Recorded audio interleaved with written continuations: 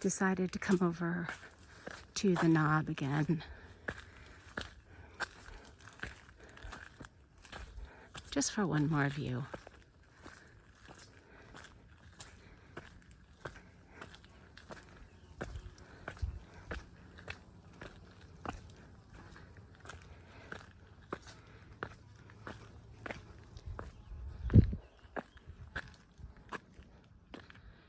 Wow.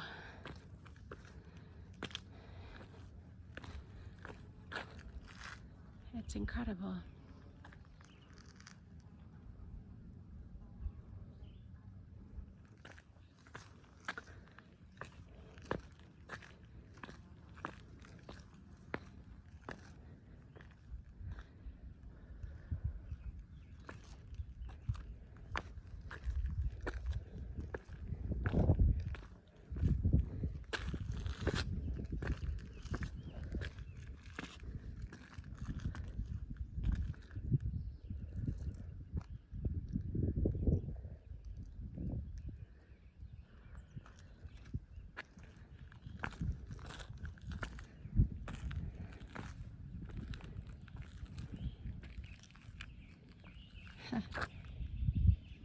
There I am.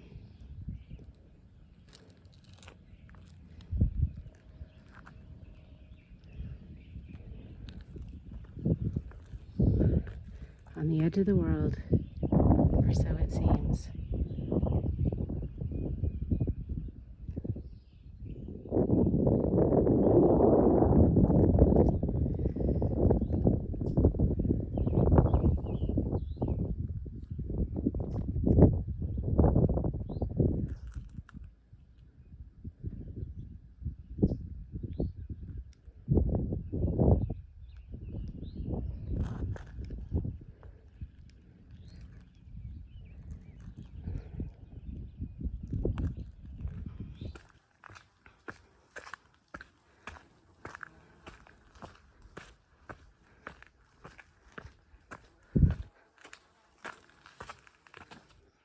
Heading down trail, coming to a spring where I'm gonna get some water, and then once I get down I gotta go back up again for Tinker Cliffs. So that's in about 5 miles. What a beautiful morning. I think I'm probably going to do an entire video just on that sunrise because it was incredible. And I feel so grateful.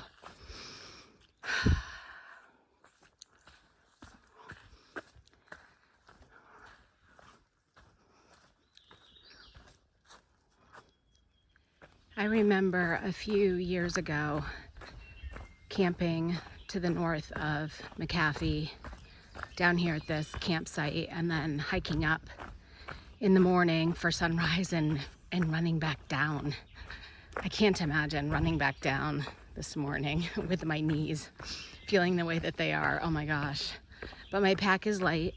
I have maybe a day's worth of food. Well, for sure a day's worth of food. But I might eat it all.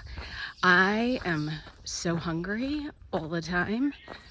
I can't seem to get on top of it. So I keep eating. I've been thinking a lot this morning about several things, actually. One of the things I want to talk about in another video, perhaps, is how I afforded and saved to do this hike. What in my life led me to have this opportunity? It'll be a longer video, so I'll probably do it separately. The other thing is in response to a comment from a video. I don't remember which one, but it was, regarding hostels and the benefits, and there is some socialization there, which is wonderful. There is sometimes not sleep because of a variety of reasons. And so it's supposed to be restorative, and yet it sometimes isn't, but you do get the social aspect of things. Sometimes you get fresh food, and that's great. Other times, you get to connect with family, or one of the things that I do each time I get into a hostel, and it's one of the reasons that I haven't done work for stay, which was a suggestion of one of the followers here to help with hostel costs. And yes, you can do that. But I find that I'm usually at a hostel for less than 24 hours and I'm uploading these videos. And it takes a really long time.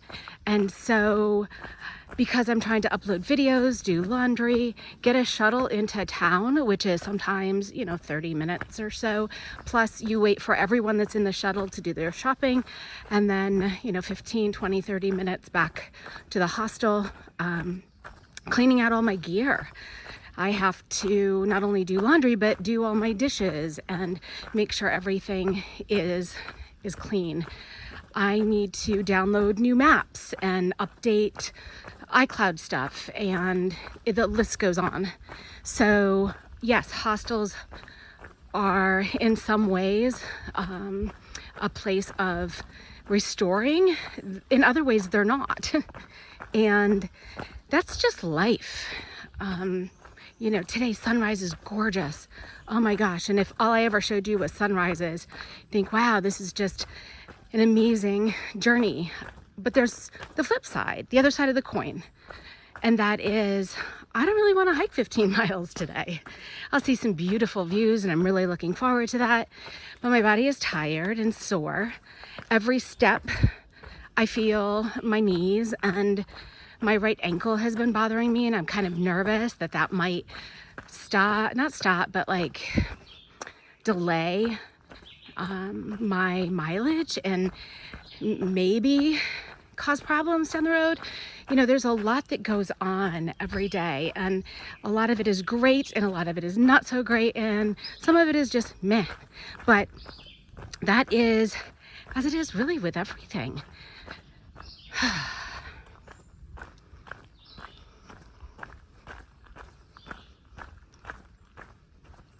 Another thing to keep in mind at hostel stays, sometimes you get a Nero, 3-4 miles into the hostel. But other times, like the last time I went in, I did 10 miles that morning, went to the hostel, and then the next morning I walked out. So I got into the hostel, I don't know, around 1, I think. And then, so I had from 1 until bedtime, which for me is 8 or 9 o'clock, to do all the things. And then the next morning I was out by 8. So, and then I hiked another 10 miles. So it's just a lot. Just a lot. So hostel stays are a lot of work, but they're a lot of fun. There's often music, there are games sometimes, and there's a lot of conversation. Sometimes, I don't know, you learn about other people and their lives. That's really what I'm interested in, is getting to know the people. You talk about stories about the trail, what happened, where you're going, what's next, and you share an adventure, and that is wonderful. So hostels are, a yes and, just like everything.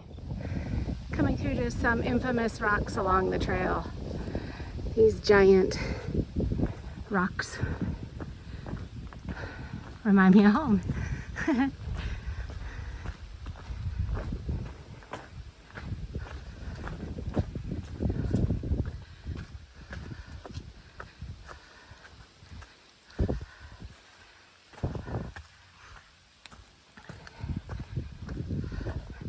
If you're ever in the Allegheny National Forest in the Warren area, check out Minister Creek and you'll see what I mean.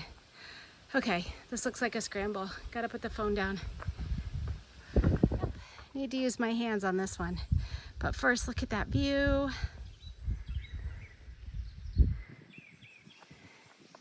And then look at this trail. It goes along the rocks.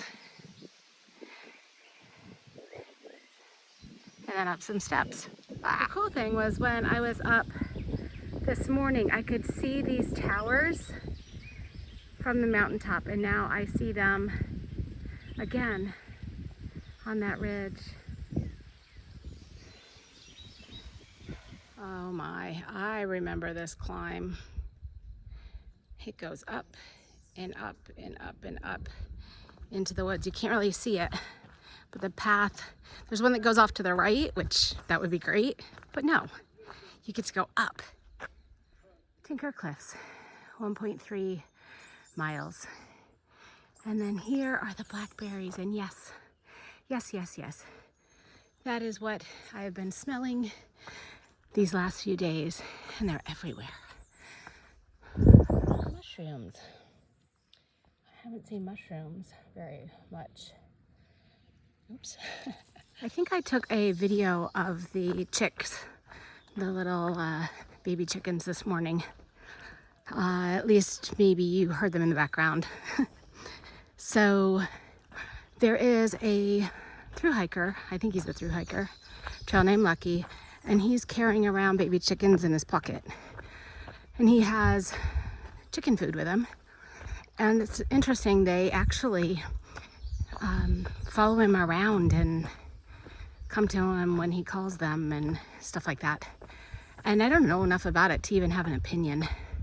But there's some other interesting things happening on the trail too. There is a yellow brick that is being carried hiker to hiker, kind of like a baton in a race, to get to Katahdin. So there's this brick and somebody carries it for a while and then passes it on or leaves it to another hiker who carries it, and so forth. And from what I've heard, there is an item like this every year. And last year, I think it was a giant stuffed panda, but the brick keeps going. I did see it at a shelter, didn't know what it was at the time. And then maybe a week ago, I met up with another thru-hiker Walmart who had the brick and took a picture of it. And here it is, almost to the cliffs. It's been a long climb. I'm gonna take a longer break and have something to eat, dry out my shoes and my feet, my socks, and maybe do some yoga. There's another infamous rock. I can't remember if this one's called Monolith or something like that. But the AT goes that way. Here we are, Tinker Cliffs. I'm really glad I did that climb early morning before it got too hot. I think it's gonna be 75 or something like that.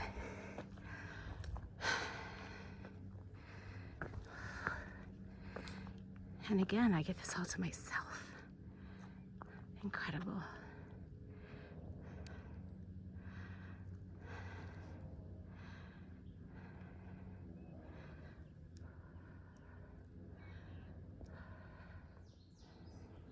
So you get to walk along this cliff's edge out to the other areas, or if you're a little fearful and don't want to walk the cliffs, they do have this path that's not quite as scary.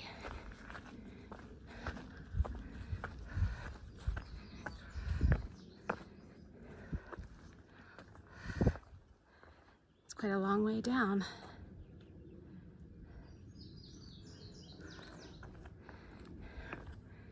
You don't want to miss in between the rocks.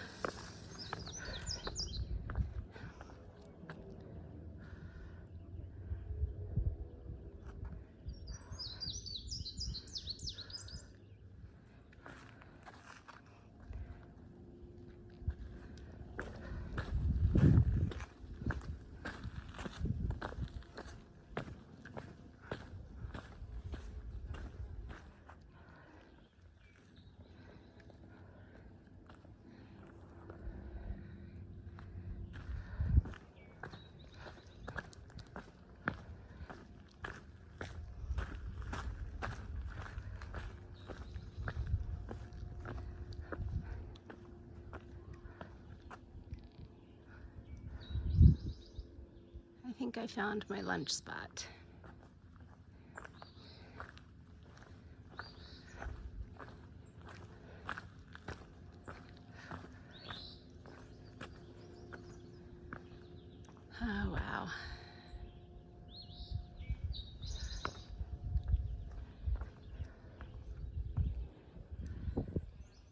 I'm having a trail peanut butter and jelly, and I wanted to point something out, something that I would do differently next time with my resupply.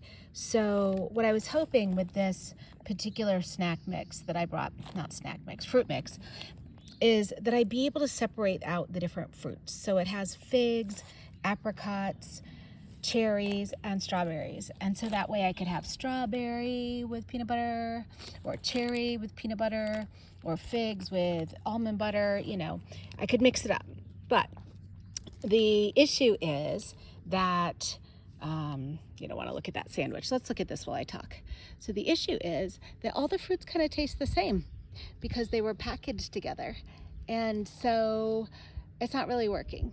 I think if I were to do it again, I would definitely buy different fruit separately.